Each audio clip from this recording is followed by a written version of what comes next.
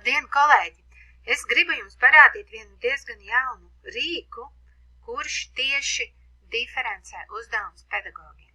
Tātad internetu pārlūkā rakstiet Difit AI ar 2F un atvērs jums šī rīka lapu.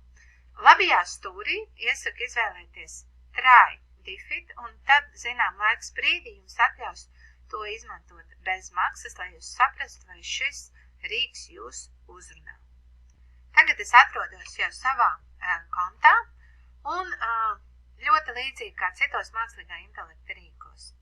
Es, piemēram, varu izvēlēties, ka es gribu augšuplādēt jau gatavu darbu.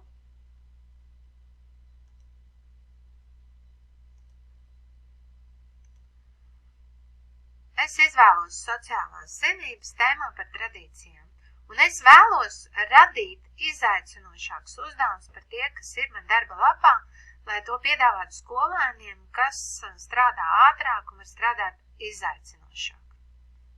Es esmu definējis, ko es vēlos, lai šī programma izdara, tātad lūdzu sagatavo uzdevumus skolēniem, kuri ir talantīgi un strādā ātri, balstoties līdzīgiem piemēriem, kā jau pievienotajā dokumentā. Un tās ir sociālās zinības 3. klasē. Šis rīks prasīs papildus precizējošus jautājumus. Es izvēlos padziļināt salīdzināšanu analīzi, bet arī brīvi ierakstīt arī pati savas izvēles.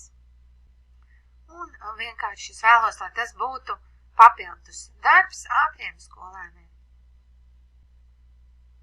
Un es vēlos, tā kā tēma ir saistīta ar tradīcijām un vērtībām, gan salīdzināšanu, gan cēloņu saku un informācijas apkopošanu, lai būtu solo taksonomijas augstākais līmenis.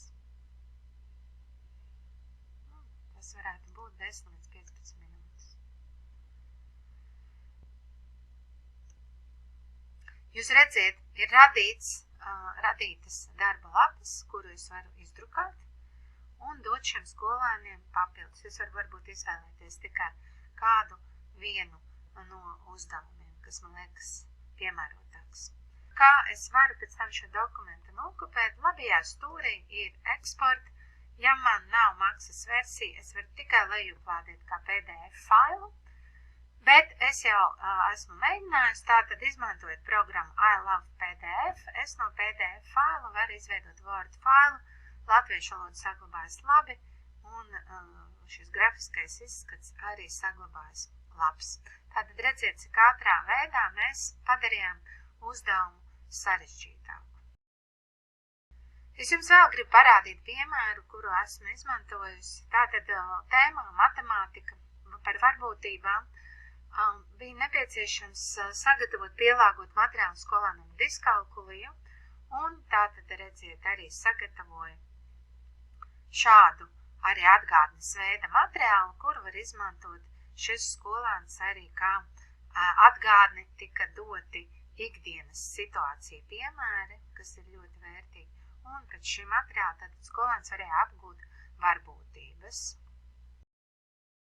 Un šeit vēl viens piemērs no matemātikas, kad bija nepieciešams sagatavot sarežģītākus uzdevumus skolēniem par daļskaitļiem, decimālu daļām, par naudas loģiku, un arī mēs varam apskatīt, kas šeit tiek izveidots, arī reku padziļināt aprēķinu ar naudu, un ir jāveic uzdevumi pa soļiem, ir jāieraksta risinājums un pamatojums. Man liekas, ka lielisks rīks diferenciācijā, jo, kā mēs zinām, tas ir liels laika patēriņš. Izmēģiniet, kā jums patīk.